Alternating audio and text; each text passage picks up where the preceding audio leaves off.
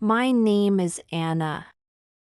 I am 24 years old, and I work as a waitress in a small cafe in town. Every morning I put on the same white apron and carry trays from table to table. The cafe smells of coffee and fried eggs, and the floor is always sticky no matter how many times I clean it. Customers talk loudly, cups clink, and plates crash in the kitchen. At the end of each shift, my feet feel heavy, and my hands ache from holding heavy plates. Still, there is one part of the day that belongs only to me. Before the sun rises, when the town is still quiet and the streets are dark, I wake up and bake. My small kitchen is not special, just a table, an oven, and one old mixing bowl. But when I pour flour into the bowl, I feel calm. When I crack eggs, add butter, and knead the soft dough with my hands, I feel alive. The dough slowly grows warm under my palms, and the smell of yeast fills the air. As the rolls begin to rise in the oven, the whole kitchen changes. Steam clouds the small window, and the smell spreads into the hallway. Sweet, warm, golden. I close my eyes and imagine a bakery full of the smell, with shelves of bread and cakes shining behind glass. I always bake too many. My neighbors know this, and they wait for me. Mrs. Carter, from the first floor, often knocks gently on my door. She takes one roll in her hand, closes her eyes, and says, "Anna, these are better than the bakery in town. Softer, fresher. You could sell them." Mr. Lewis, who lives upstairs, sometimes passes by as I leave for work. He takes a roll, bites into it on the spot, and laughs. If you ever open a bakery, I'll be the first one standing in line. Their words make me smile, but then they always add, "But of course, opening a bakery is too hard. You need ovens, workers, money for rent. It's not possible." I know they are right. My salary is small. Most of it disappears on rent, food, and bills. Still, when I walk past shop windows, I stop and stare at the bakeries. I imagine my name written in white letters on the glass. I imagine children pressing their noses against the window, pointing at cakes with shiny cherries and soft cream. I imagine the bell above the door ringing as happy people walk in. In reality, I return to the cafe and carry heavy trays again. But in my heart, I hold on to that dream. One evening, after a long day at work, I came home with another basket of fresh rolls. I carried them down the street to the very end, where an old brick house stood. Inside lived Mrs. Green, my neighbor. She was a small woman with silver hair, soft eyes, and a smile that made you feel warm. She opened the door slowly when I knocked. "Anna," she said, "is that for me?" "Yes," I smiled. I made too many again. Her kitchen was filled with the smell of lavender soap and old wood. The shelves were lined with jars of jam, each with a neat handwritten label. Photographs in wooden frames filled the walls: a younger Mrs. Green in a summer dress, a man in a soldier's uniform, a family picnic under a big oak tree. We sat at her small table, drinking tea from china cups. She broke one of my rolls in half. Steam rose, and the butter melted on the soft bread. She took a bite and closed her eyes.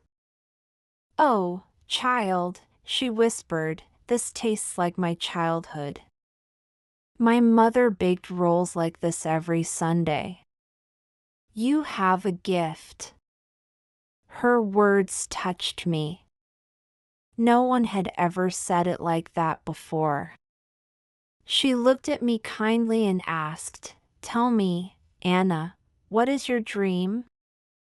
I laughed a little, embarrassed. It's silly. I want to open a bakery. A real one, with my name on the window. Mrs. Green leaned closer. Why do you call it silly? Because I don't have the money. Because everyone says it's impossible. She shook her head slowly, her silver hair shining in the soft light of the lamp. Impossible? No. Difficult, yes. But dreams are not built with money alone.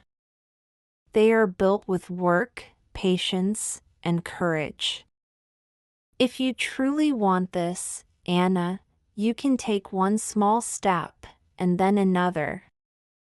Don't let the world tell you no before you even begin. That night, lying in my small bed, I thought of her words. For the first time, the bakery in my mind felt closer, almost real. And in my heart, I whispered to myself, maybe one day, I will do it.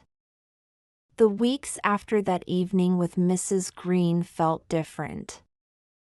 I still worked long hours in the cafe, carrying trays and wiping tables, but in my heart there was a small flame. Her words echoed inside me, dreams are not built with money alone. Each morning, I continued to bake. Sometimes cinnamon rolls, sometimes small loaves with a golden crust. The smell filled the hallways, and more neighbors came to my door. They knocked shyly, asking if I had one or two rolls to spare. I never refused. Their smiles gave me strength. Mrs. Green often invited me for tea.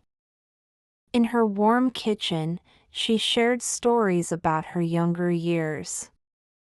She told me about the bakery where she worked when she was a girl, about the secret recipes her mother passed down, about the joy of watching customers smile with a fresh loaf in their hands. Sometimes she opened an old notebook with faded pages and neat handwriting. Inside were recipes for breads, cakes, and pies. She let me copy them carefully, page by page. Slowly, my baking improved. The crusts became lighter, the inside softer. I tried her family recipe for honey cake, and the sweet smell filled my small apartment for hours. At the same time, I began to save money.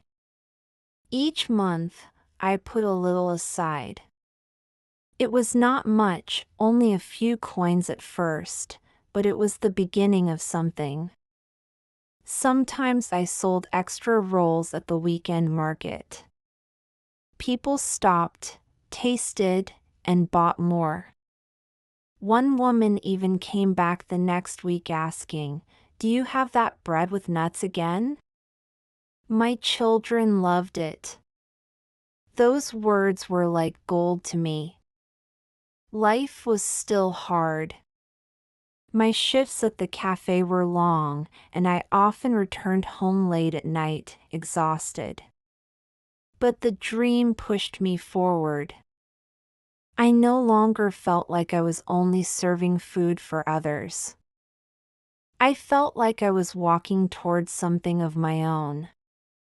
One winter evening, as snow fell softly outside, Mrs. Green gave me a small box. Inside was a silver spoon, polished but old.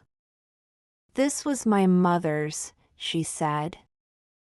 She used it to measure sugar for every cake she baked. I want you to have it now. Maybe it will bring you luck. I held it carefully, as if it were treasure. To me, it truly was. But time moved on, and one spring morning I saw a note on Mrs. Green's door. Her nephew had come to take her to another town. She was too weak to live alone anymore. The house at the end of the street became silent, the curtains closed. I missed her deeply, but her words and her recipes stayed with me. Years passed. I kept working, saving, baking. Slowly the coins in my jar became bills, and the bills became enough for something real. I found a small corner shop, with 2 big windows and a bell above the door. It was not grand, but it was mine. The first morning I opened the bakery, the shelves were filled with bread, cakes, and cookies. The smell drifted out into the street. Neighbors came, curious. Children pressed their faces to the glass, pointing at the golden loaves and sweet pastries. The bell rang again and again as people walked in, smiling, tasting, buying. In the center of the window, hanging above the trays of bread, was a small sign. The letters were simple, but clear, for Mrs. Green, who believed first. I stood behind the counter, wearing a clean apron, and felt tears in my eyes. The girl who once baked in a tiny kitchen now owned a real bakery. The sound of laughter, the smell of bread, the warmth of the oven, everything I had dreamed was alive around me. And in my pocket, wrapped in a soft cloth, I still carried the silver spoon.